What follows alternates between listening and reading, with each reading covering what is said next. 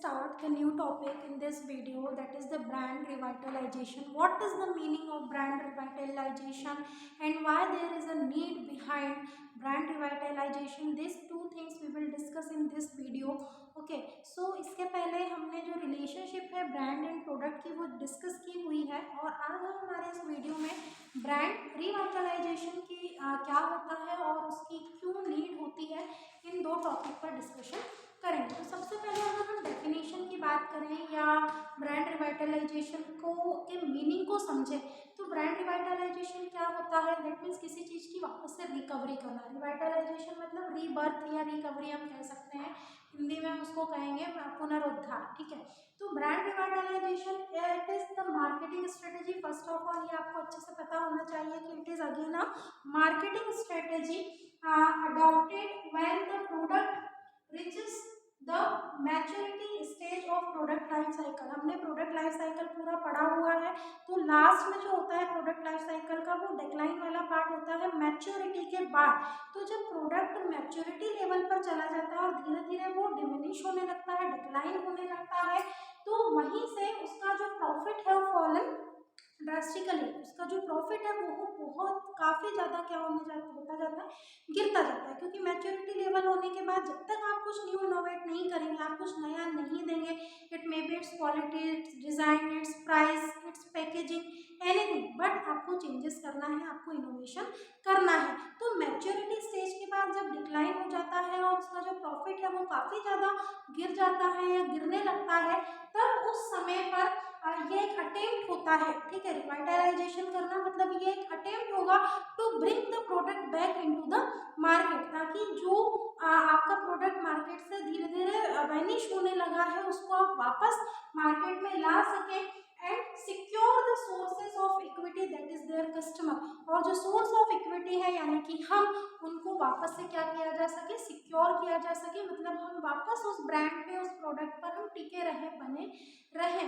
तो अपने sources of equity बोले तो कस्टमर, कंज्यूमर को बनाए रखने के लिए ब्रांड रिवाइटलाइजेशन बहुत ज़्यादा जरूरी होता है, या इसका मीनिंग हम कह लें कि यही ब्रांड रिवाइटलाइजेशन होता है कि maturity stage product life cycle की जब भी कोई प्रोडक्ट पहुंचे, ठीक है, हमें पता है कि this is the product, this is the life cycle of the product. तो जैसे ही हम मैच्योरिटी स्टेज पर पहुंचे, जब हम डिक्लाइन होने वाले हैं, तो वापस से जब हम न्यू कुछ स्टार्ट करेंगे यहाँ से, तो मार्केट में बैक होने के लिए, हमारे सोर्स ऑफ इक्विटी को बनाए रखने के लिए we have to do some modification, we have to do some changes.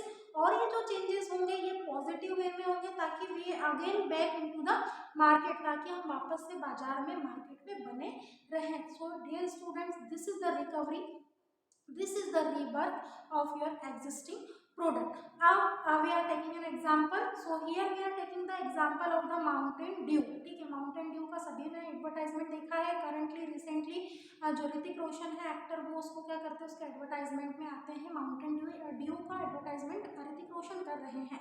सो ये जो माउंटेन ड्यू है, it is the Pepsi product है ना, विच इज लॉन्च्ड इनटू 1969। ठीक है, वो मार्केट में कब लॉन्च हुआ, 1969 में, but it is flourish into the market in 1990। ठीक है, मार्केट में सबसे ज़्यादा जो उसका फ्लोरिशिंग टाइम था वो 1990 का था, and it is launch with the tagline of that yahoo Mountain Dew. ठीक है, अब again there is a time for its renovation या रीबर्थ या रिकवरी या revitalization. So after some time the brand is revitalized with the new tagline that is do the dew। ठीक है, do the dew के साथ, tagline के साथ Revital किया इन्होंने, इसको इनोवेट किया। ठीक है, अब ये जो इनोवेशन था, ये जो रिकवरी थी, it is showing the adventure type things, है ना। आपने देखा है कि उसमें माउंटेन ड्यू को जब एडवर्टीजमेंट आता है तो जो ऋतिक रोशन है वो एक माउंटेन से दूसरे माउंटेन तक अपनी बाइक से क्या करते हैं, से छलांग लगाते हुए, जंप करते हुए जो है वो दिखाई देते हैं। तो it is an adventurous activity हो गई, जिसमें जितने भी ज़्यादा जो एडल्ट हैं या जो स्पेशली मेल्स हैं, तो वो अपने इस एडवेंचर चीज़ों को स्पोर्ट्स की लाइन में या कहीं पर भी शो कर सके। तो that is the reinnovation that is the revitalisation, recovery, rebirth of the Mountain due.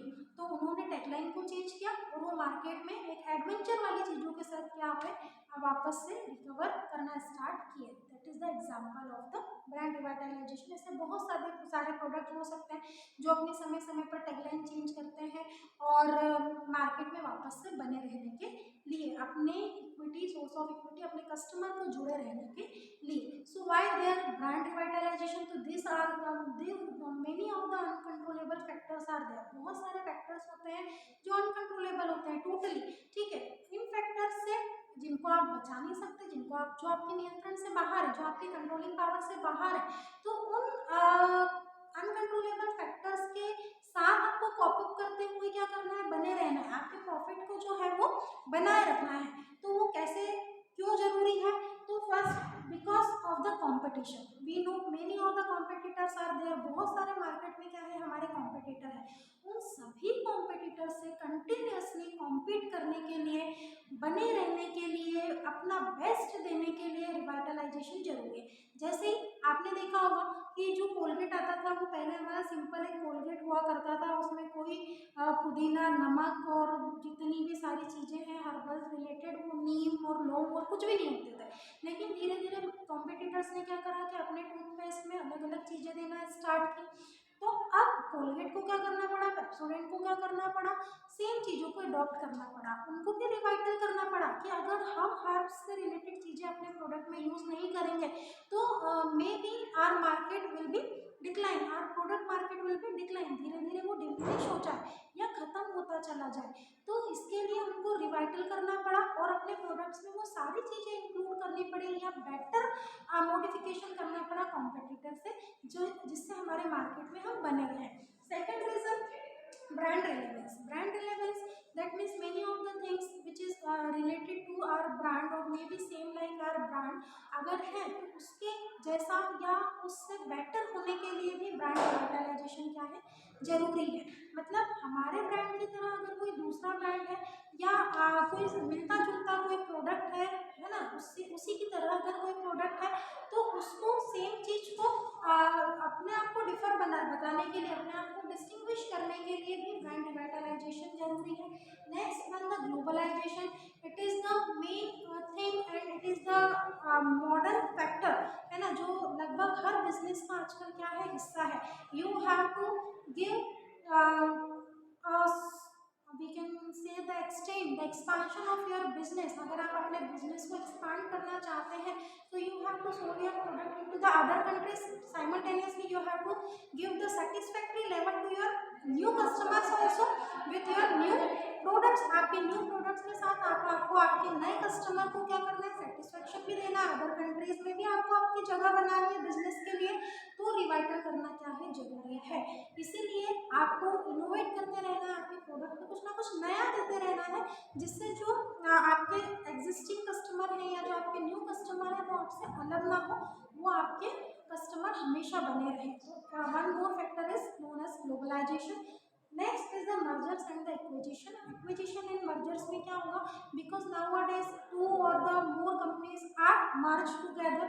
अलग अलग कंपनीज क्या हो जाती है, मर्ज हो जाती है। जैसे कोई भी नई कंपनी अगर दूसरी कंपनी के साथ, जैसे कोई कंपनी एक्स है कोई कंपनी वाई है, इफ दे मर्ज टुगेदर, अगर वो दोनों क्या हो गई, मर्ज हो गई हैं, उन्होंने दोनों ने मिलकर कंपनी का नाम कंपनी एक्स वाई रख लिया है ना, या कोई other company X Y Z हो गई है, तीन कंपनीज एक दूसरे में मिल गई हैं। सो फॉर फुलफिलमेंट, है ना, अब क्या करना है, अब तीन नई कंपनी जो एक साथ मिलकर एक कंपनी बनी है, अब simultaneously you have to prove yourself. अब एज अ सिंगल कंपनी आपको मार्केट में अपने आप को क्या करना है, प्रूव करना है कि ऑल्दो वी आर मर्ज, भले ही हम मर्ज हो गए हैं, but we are still providing the best to best to our customer. अभी भी हम हमारे कस्टमर को बेहतर से बेहतर ही देंगे। That is the next reason, mergers and acquisition. तो आप कुछ नया करेंगे आप, तभी तो लोग आपको पहचानेंगे। जैसे आपको एक एग्जांपल देती हूँ, पहले हीरो होंडा एक हुआ करते थे, बाद में अलग हुआ, हीरो ने अपने आप को अलग सेटअप कर लिया, होंडा कंपनी ने अपने आप को अलग सेटल कर लिया। अब हीरो के व्हीकल्स अलग आते हैं, होंडा के व्हीकल्स अलग आते हैं। अब मान लो कि कोई और कंपनी हीरो के साथ आकर मर्ज हो जाती है, दो कंपनी का एक्विजिशन हो जाता है, समावेश हो जाता है। तो हीरो के साथ अगर कोई नई कंपनी जुड़ती है तो उनको अपने मोटर बाइक्स में या अपने टू व्हीलर्स में और कुछ बेटर करके देना पड़ेगा, जिससे कस्टमर जो है वो उनके साथ बने रहे। That is the mergers and acquisition. Next one है technology. Rapidly technology is change in this modern world, है ना, हर दिन कुछ नया, हर दिन कुछ किसी से हटके। और इस मॉडर्न वर्ल्ड में जब टेक्नोलॉजी इतनी रैपिडली फास्ट चेंज होती है, इतना कंटिन्यूसली उसमें चेंज होता है, तो हम कैसे एक जगह पर स्टिक होकर रह सकते हैं? पॉसिबल ही नहीं है। हमको न्यू टेक्नोलॉजीज को अडॉप्ट करके कुछ नया करना पड़ेगा, कुछ नया देना पड़ेगा हमारे कस्टमर को। Then only we can satisfy, fully satisfy और we can give the satisfactory level to our customer. तभी हमारे कस्टमर को सेटिस्फेक्शन दे सकते हैं जब हम न्यू टेक्नोलॉजी को अडॉप्ट करके अपने ब्रांड में कुछ नया करते हैं। जैसे आए दिन आप देखते हैं स्मार्टफोन्स जो होते हैं, नया कुछ टेक्नोलॉजी आती है, 4G से हटके 5G हो गया। आप जितने भी स्मार्टफोन मैन्युफैक्चर होंगे they all will be as per the 5G technology. उसके अकॉर्डिंग ही उन्हें क्या करना पड़ेगा, मैन्युफैक्चर करना पड़ेगा। तो this is the technology and that is why brand revitalisation is necessary और कंपल्सरी।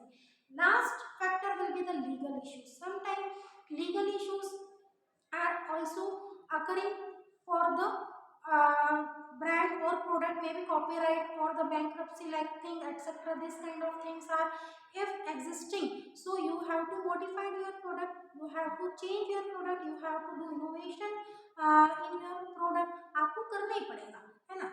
लीगल इशू अगर कोई आ गया है, कॉपीराइट हो गया है, सेम चीज नई मैन्युफैक्चर हो सकती है, आपको उसको चेंज करना पड़ेगा, लोगों के लेकर बात हो सकती है, सिंबल को लेकर बात हो सकती है, आ गया है अगर कोई लीगल इशू अगर आ रहा है तो भी आपको ब्रांड रिवाइटलाइजेशन करने की क्या है स्टूडेंट्स जरूरत होगी। तो जितने भी मैन्युफैक्चरर्स होते हैं, जितने भी प्रोड्यूसर्स होते हैं, they all are sometime depending on the brand revitalization. अगर वो नहीं करेंगे, अगर वो अपने प्रॉफिट को कंटिन्यूसली ड्रास्टिकली फैलन होते रहने देंगे या गिरता हुआ छोड़ देंगे, तो वो मार्केट से बिल्कुल ही वेनिश हो जाएंगे, कोई नहीं जानेगा। तो मार्केट में बने रहने के लिए, अपना अर्निंग सोर्स बनाए रहने के लिए, अपने कस्टमर को बनाए रखने के लिए, सारे फैक्टर से प्रभावित होने के बाद भी आपको रिवाइटलाइजेशन करना जरूरी है, आपको रिकवरी करना जरूरी है, मार्केट में बने रहना आपका जरूरी है। तो that is the reasons, that is why the brand revitalisation is